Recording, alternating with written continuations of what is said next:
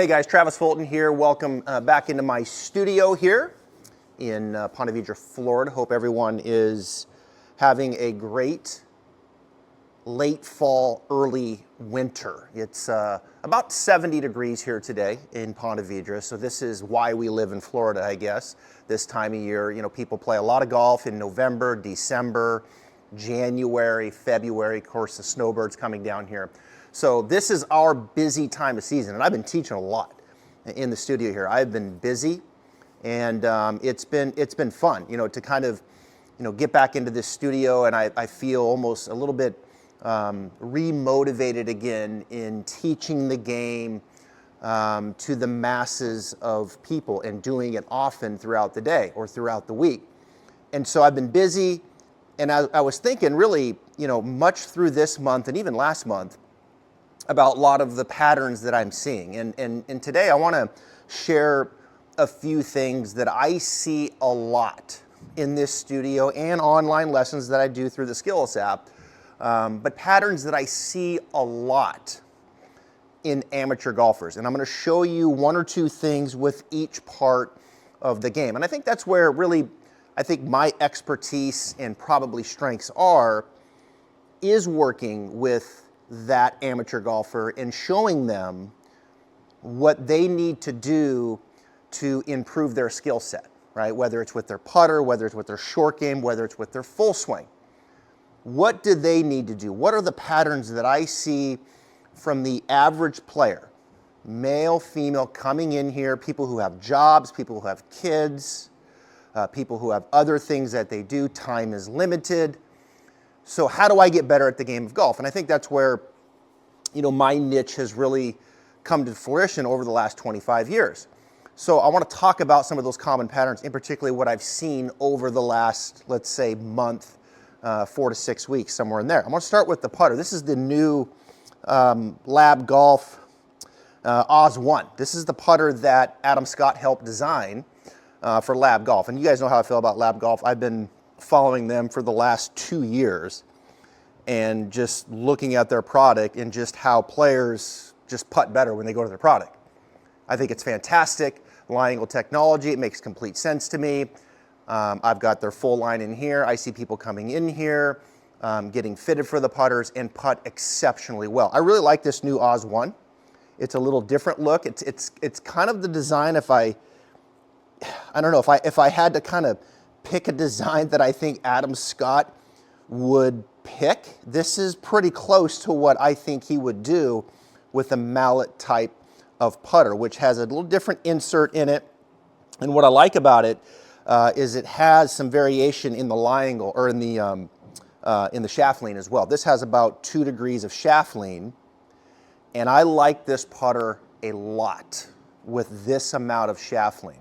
Now, what I see with putting in general with people that are coming in here, number one is I think the right hand grip is something that most amateurs can benefit from by getting it in the right position. I see a lot of right hands come in, and I see a lot of right hands, you know, kind of get on top of the grip where the right forearm gets a little higher than the putter shaft. See how that's showing up just underneath my right forearm versus, say, up in there. Now, it's interesting, that difference between there and there is huge for most amateurs. Now, I'm not saying for everyone, and please, as I go through this, what I'm not saying is that everyone needs to do this. But what I am saying is that these are the common things that I see through here, and as I evaluate the swing or the putting stroke, and I make these adjustments, they seem to be reoccurring time and time again, and they make a huge difference for most amateur golfers. So the right hand grip, in positioning it, oftentimes I'll bring it in and position this right hand more down underneath where this lifeline will get a little bit more kind of down on that knuckle, that center knuckle versus on top. And when you get that right hand, you know, kind of down a little bit more underneath that knuckle there, on that knuckle, then the right forearm, or the right elbow I should say, wants to soften a little bit, and the right forearm can match up. See how that's more of like a single plane right forearm and shaft versus 2. Now the benefit from that, when you add some hip hinge, get the eyes maybe over or gently inside, is that the putter head wants to arc naturally. Okay, that putter head wants to work just slightly on an arc when you engage the shoulders versus when that right arm is a little bit higher, and then we kind of start going out here. Okay, so that's number one. I see that a lot. I've given a lot of putting lessons, I gotta tell you. A lot of putting lessons over the last 2 months. I had 2 just yesterday, and both of them, that putter head was going a little too straight back, a little too outside, and then they had to reverse engineer the putter face at impact. And so I got got that set up, a couple other things, and then all of a sudden that putter head was arcing, and then they were hitting it much more on the center of the face, and they almost felt like, one of them said to me, it felt like a little more of a draw type of stroke because it was a little more inside, which I think for most, that's actually a good feel. Now, it's possible, right? Very possible that we can arc it too much, right? And we can get it too far inside, and you got to be careful of that as well. But what's really interesting, and what I've noticed, and these 2 gentlemen yesterday were a good example of this, is that when I changed that and they started arcing it and the putter head started working a little bit more inside, and then they would hit it, and then I actually took this putter and gave it to them, and they would arc it, same setup, same stroke, arc it, but with this putter, the face wasn't twisting, the face was staying square to that path. The face wasn't opening in conjunction with the arc, or in conjunction to that path. That putter face was staying square to that path. And so one of the gentlemen, he got fitted right away, and he walked out of there with the putter. And that really wasn't my intention. It was more just through kind of some observation and trial. Get the setup, started arcing, and then it was like, okay, he's arcing, but he's still kind of, the face is still kind of opening a little bit with it, which I see a lot. And I see a lot in the golf swing, right, where the face opens up, and then they got to try to overcome it. And so I saw it there, the face is opening up. I was like, here, try this. And so it was the same setup. It was arcing, but the putter face wasn't opening, right? And that's the technology here in this lie angle. This face is not going to torque. That face is going to stay square to that path. So it was just amazing to get the setup right, get the path going. Lie angle technology through the Oz 1, face square to it, off he went. So that's number one. Number two that I see a lot is I don't see an endpoint to the stroke. Okay, I see a lot of putts where it's, the putter head just kind of keeps floating and drifting and the body's moving with it. There's no definitive stopping point to the putter head. Now again, not everybody has to do this, but it is interesting when you show an amateur golfer that I want the putter head to have a little more of a definitive stop. In fact, I want you to stop it just past your left toe and then look. And they start getting in that cadence. They start getting in that cadence of backstroke, endpoint, then look. I call it the catcher's mitt, right? A pitcher throws it, the ball's going 90 miles an hour, it's going 90, and then pow, it hits the mitt and stops. It doesn't go 90, 60, 30, 10, and then the mitt. It's 90, boom. Now the putter head's not moving 90 miles an hour, but preferably it does have some cruise control to it, and it needs to come to a complete stop. It doesn't go from 5 miles an hour to 4 to 3 to 2 to 1. And so just giving them that more definitive catcher's mitt just past the ball really tends to clean up so much. And oftentimes I'll say to them, look, take the putter head back a little bit longer than the through stroke, make it feel a little more like a 2 to 1 ratio.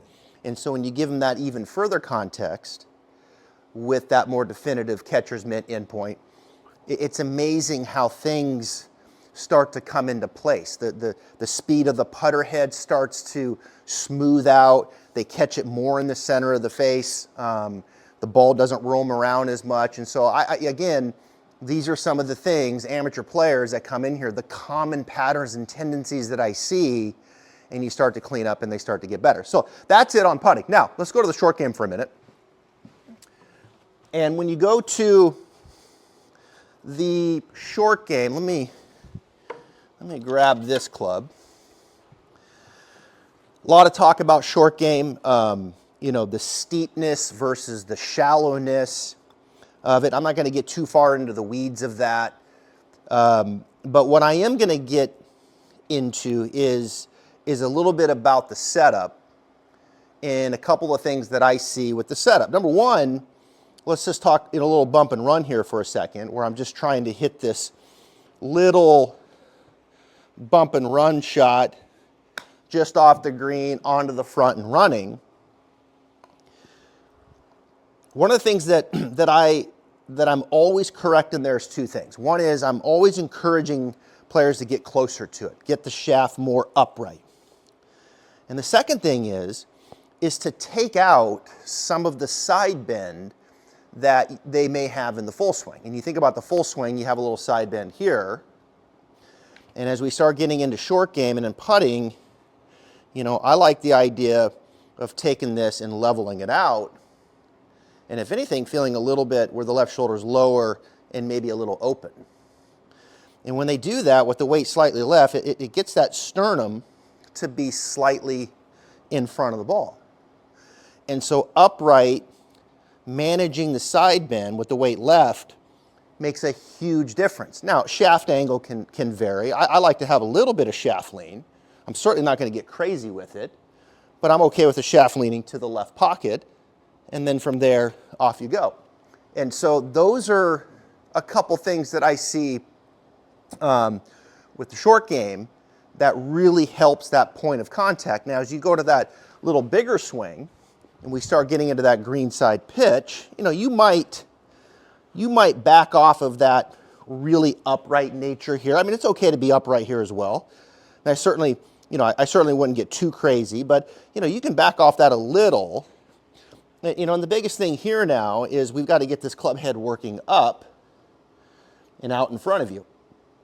And one thing that I like to explain to people with the wrist hinge, and again, this is common, where you see, this dips in here. Club head gets way too far in behind early, and we want to keep it a little bit more out in front of us, right? So the club head working up, there's two things that I think that I find amateurs really it makes sense to them. One is the left wrist, hinging the left wrist vertically. See how the club shaft's working up the line of the left arm. I like that. That's a good definition of good wrist hinge up the line of the left arm. Okay, not so much horizontal, that's at a line, up the line of the left arm. I can also pair that up as I turn with a little right elbow fold. All right, with a little right elbow kind of bend this way, almost like I'm picking up a golf ball. And so those are two things that as I start teaching the wrist hinge, this action, little turn with it, right? And now that club head is working up. And you can see this is a 60, and that, pops it up, no problem. Again,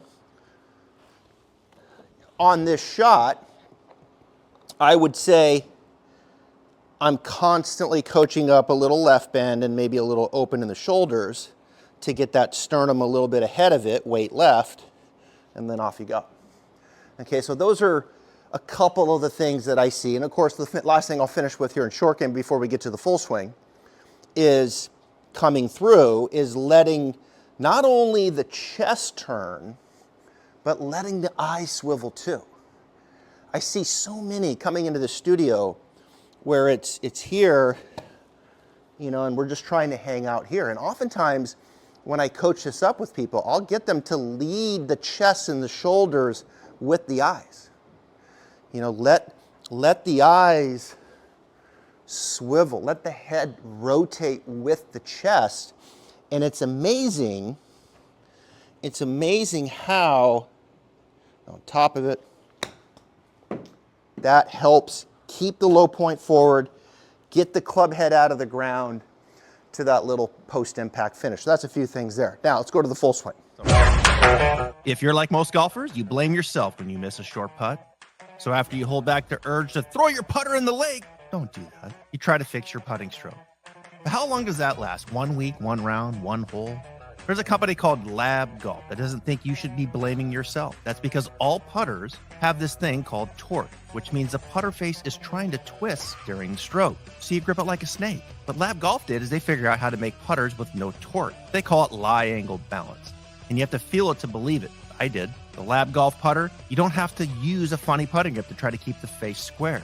You can putt it any way you want because Lab Golf putter stays perfectly square by itself. It's effortless. To see how much easier putting can be, head over to labgolf.com. I am going to set up this little practice station that I set up for so many people that come in here. And I would tell you, right, wrong, or indifferent, but in building my lesson book with players over the years, this pattern that I'm going to talk about here is no question the most common pattern that I see come through the studio over the last couple years and for years at TPC Sawgrass, World Golf Village, on the road, etc. I would say 20 years ago, the most common error was the club face was open. You would see a lot of weak grips. They would, take it back. I think for years, like letting the toe rotate up to the sky. I think extension in the left wrist was a little more accepted. And you would see a lot of toe hang. The face would be open. So you would constantly be fixing the club face, right? And I still am. I mean, I'm still fixing club faces at a high rate, but not as much. I don't see as many open faces as I did, say, 20, 25 years ago. But what I do see is I do see a lot of this. I do see a lot of kind of inside early. And then from there, you can see variations of things. The higher handicaps, they kind of roll it in and then they come back over and they dive across it this way, right? And that's your mid to high handicaps. I see a fair amount of mid handicaps, mid to maybe even lower, go in, over, and then they go high handle. Okay, so I see a lot of those. Now the high handle with early extension, believe it or not, kind of accommodates that move better, arguably, than just diving across it and staying in your posture. Quote. Okay, so I see a lot of the in, over, the put the brakes on, high handle, early extension. That, let's just call it better, because when you go here and you go high handle, early extension, you tend to cut that path off to the left, neutralize it a little bit more. We tend to let out the club face a little bit, or the club shaft a little bit. We don't have as much lean, we let it out, and the face tends to square up. We tend to hit it more on the center of the face. The path's not as far to the left, and so, we could probably do a little bit more with that. I see a lot of low handicaps. They'll go in, but they'll kind of stay in. Right? So they'll kind of go in and then they'll kind of stay in, and then the path kind of works a little bit out there, and they learn to move the ball back and they learn to hit that push draw. And so that usually takes them to a little higher skill set, and it's a little more conducive through the bat. So those are, 3 of the patterns that are all kind of predicated on this inside move. And so each one of those needs its own TLC. And depending upon the grip and the wrist angles, they all kind of take on their own little identity, and they all need their own little nuance as far as the game plan. But so often I'm putting in this alignment disc, which I love, Why Golf, and it's one of my favorite things. And I'm just going to kind of ballpark this where, that orange stick is roughly on the same angle as this. This probably needs to be a little more upright, but you get the idea. It's roughly the same plane.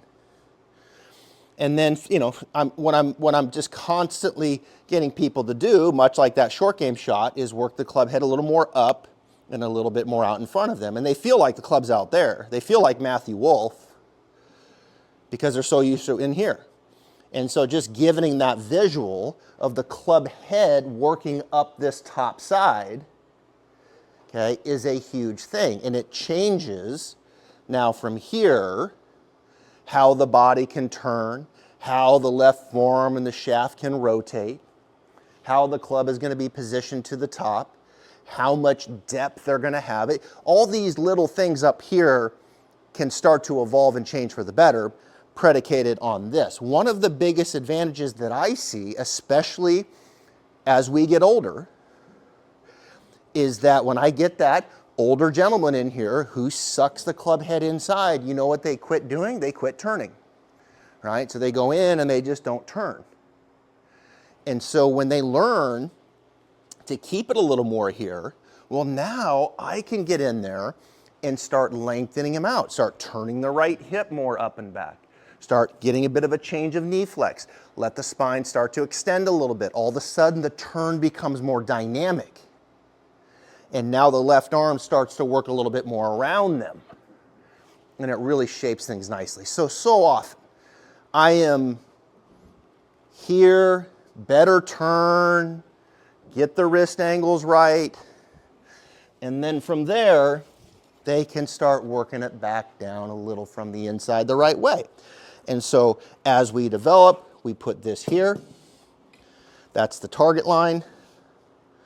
I'm just going to put another one in here about 30 degrees or thereabouts, just as a general reference. And so now the green stick is here, the orange stick is in here, and what I tell them is, look, do not worry about that orange stick on the backswing. It is not this. It is this, and then the turn, and then match it up. Okay? So it's more 1, 2, 3. All right? And you know what they say to me when they feel that? Feels like Jim Furyk. Feels like a loop. I was like, perfect. Yeah, now go tell your friends that you took a lesson and the teacher taught you how to loop it. On the surface, that doesn't sound very good, right? But it's not looped. I show it to them on video, and they start seeing that, oh, wow, yeah, that looks great. And so when you talk about the masses of amateur golfers and you talk about the full swing, and look, there's more to it than what I've shared to this point. There's other patterns. But you talk about improving the probability of impact. And the most common patterns that I see from amateur players who have jobs, who have kids, who have other things they like to do. But they love golf and they want to get better at golf, but they're not going to bang balls every day. They're not going to take a lesson every week.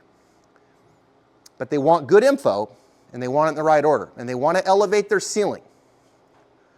And so as you get into this concept and this practice station and you start eliminating some of this stuff and you start getting them to go more there and there and there, well, the probability of impact and how the body is going to shift weight and rotate and suggest more shaft lean and let the club turn the corner to the other side and what that means to the path face dynamic and impact. I mean, it just starts to evolve on its own. And as it evolves, they start hitting a much more powerful ball flight that's more conducive as the club gets longer. And all of a sudden, they're like, yeah, that feels a lot better. It's going longer. My dispersion's getting tighter, and I'm hitting my longer clubs better now. I'm actually taking the head cover off of my 3-wood. My hybrid, my driver's better now. I'm not hitting these weak slices. So this is the most common thing that I will set up from time to time again. 20 handicap, 10 handicap, even a 5 handicap. Where are we here? How does that, affect the turn and the wrist angles and how things are organized up here? I don't want to get into all that right now. But then from there, what does that mean in getting this club to pitch back a little bit, get a little in here? Now I can turn and let it release to the other side. Anyway, those are a few of the things that I wanted to share today: putting, short game, some full swing stuff. I'll finish here quickly with the driver. And, you know, the driver, it's like, well, is it the same? It is. It is the same. The only difference is this angle, which might be there with a wedge, 7, 3-wood now driver. This angle's a little bit flatter. But a couple things with the driver. If you watch my stuff on my website, travisfultongolf.com, a lot of you have my total driving program. A lot of you have my Operation Baby Draw program. Those are two of my most popular. If you have my total driving program, you have heard me talk about this, and I talk about this all the time in here. The most common error of the driver is overcoming the forward ball position. And what that means is that I think most understand the driver. Yes, it's off the left heel or somewhere left shoulder. But what they do with that forward ball is they turn and face it. Okay? So the ball's going that way and I turn and face it. And when I turn and face it, I get open. Okay, so I see it time and time again. And so as they start developing, and quite often through this, what I just showed you, I get them set up, I make sure the handle's more in line, I make sure they have a little tilt, but more important than that, I get them to feel like they turn their chest a little over here. All right, and when they do that, they feel like they're a little closed to the right. A lot of them do. And quite often in developing a player, I'd rather have them a little closed, right? Because they've been open and inside and over the top forever. Or some of them just, too upright, too up and down. So with the driver, I'll finish with this. Feet together, little step with the lead foot, big step with the trail foot, hands in line, little side bend, turn your chest and hips a little back here, off you go. All right, hopefully that's helpful. A lot of the common things that I see in your amateur golfers, I'm here for you. TravisFultonGolf.com. Email me, Travis@TravisFultonGolf.com. Have a great weekend, everybody. I hope the winter is light, and I hope everyone is playing golf very soon here, perhaps with an early spring. All right.